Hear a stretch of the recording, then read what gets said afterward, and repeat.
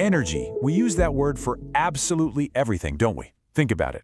We talk about the energy crisis, the energy in a room, our own personal energy. It's got to be one of the most common words in our vocabulary. But what if I told you that half the time we use it, we're not really talking about energy at all? Okay, let's dive into this.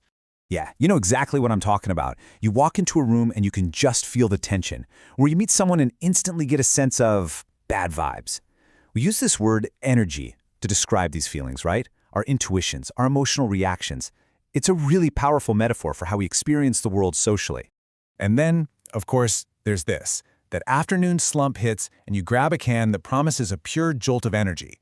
I mean, it's a multi-billion-dollar industry built on this exact idea. And you feel a kick for sure, but that kick is mostly just caffeine and sugar firing up your nervous system. It's not providing energy in the way a scientist would define it. And that really brings us to the core puzzle we're looking at today. What if the energy of vibes and feelings, and even that kick from a drink, is a totally different thing from the energy that powers a light bulb or our own bodies? What if we're using just one word for two completely separate concepts? This is really the heart of it. The word energy is kind of living a double life. On one side, you have the world of science, of physics and biology. And on the other, you've got the world of metaphors, spirituality, and just feelings. So let's break them down.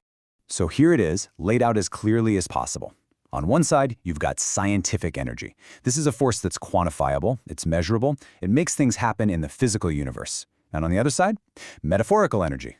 A super useful but totally subjective term for our moods, our intuition, and spiritual beliefs.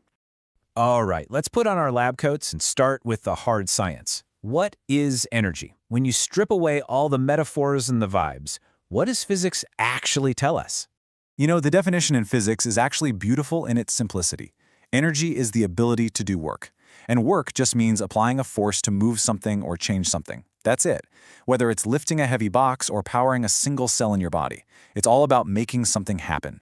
And this scientific energy comes in all these different, distinct, and, this is the key part, measurable forms. You've got kinetic energy, which is the energy of motion, thermal energy, which you feel is heat, and the chemical energy that's locked inside the food you eat. Every single one of these can be measured and calculated. And all of these different forms of energy have to follow one giant, unbreakable rule, the law of conservation of energy. All it means is that you can't create energy from nothing, and you can't make it disappear into thin air. It just changes from one form to another. Your body, for instance, is an absolute expert at turning the chemical energy in an apple into kinetic energy so you can move, and thermal energy to keep you warm. Okay, so we've got the science down. Now let's jump over to that other world of energy, the one filled with vibes, auras, and life forces. This is where things get way more subjective, but it's an idea that has fascinated people for, well, forever. Come on, we've all been there. When we say something like this, we're obviously not taking a scientific measurement. We're using energy as a kind of shortcut to describe a whole complex mix of things. Body language, tone of voice, that gut feeling you get.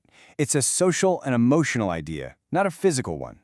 And this idea of an unseen, vital force, it is ancient. Cultures all over the world have tried to put a name on it. In ancient China, it was called qi, the essential life energy.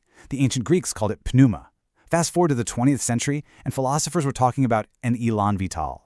And of course, in New Age thought, you hear about it all the time in terms of chakras or energy centers in the body. And today, well, these ancient concepts have been repackaged and commercialized into a massive, and I mean multi-billion-dollar wellness industry.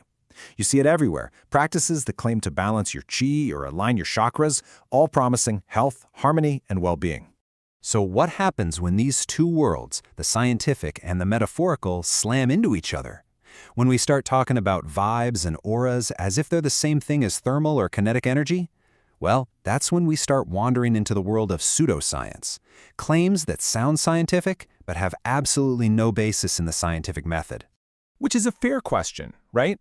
You might be thinking, look, if believing my lucky crystal has good energy makes me feel better, where's the problem? And while a little bit of that might seem harmless, confusing it with actual science can have some very real costs. So let's look at a perfect case study, the Power Balance Bracelet. Remember this? It was a little silicone wristband with a hologram on it that claimed it could improve your strength and balance by interacting with your body's natural energy field. The company made millions before they were sued for false advertising and finally had to admit there was zero scientific evidence for any of their claims. So why did so many people, including professional athletes, swear it worked? Well, it wasn't the hologram. It was the incredible power of their own minds, something scientists call the placebo effect. Your brain is so powerful that just believing something will help can trigger real physiological changes, like releasing its own natural painkillers. It's an amazing testament to the mind's influence over the body. And that placebo effect gets supercharged by something called confirmation bias. This is our brain's natural tendency to look for and remember evidence that proves what we already believe. So if you paid $30 for that bracelet, you'd remember every single great golf swing you made while wearing it, and you'd conveniently forget all the terrible ones. Okay, so if energy bracelets and crystals aren't the answer, then what is? How can we manage our actual physical and mental energy? Well, the great news is that the science on this is very clear, and it's all about habits, not holograms.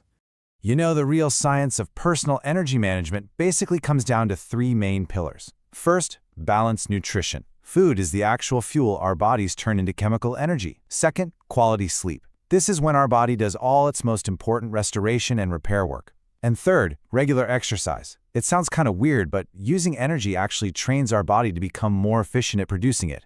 And let's just zoom in on that fuel for a second.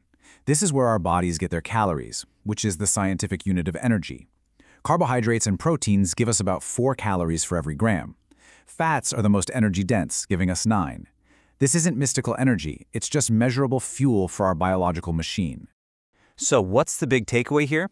Scientific energy is the actual force that powers the entire universe, from the sun all the way down to the cells in your body. It's real, it's measurable, and it follows unbreakable laws. The energy of vibes? It's a powerful metaphor for our feelings, but that's what it is, a metaphor. And when we understand the difference, we can stop chasing magical solutions and start focusing on the things that truly fuel us: real food, real rest, and real movement. So the question isn't whether you have good energy or bad energy. The real question is, with the very real scientific energy you possess, what are you going to choose to do with it?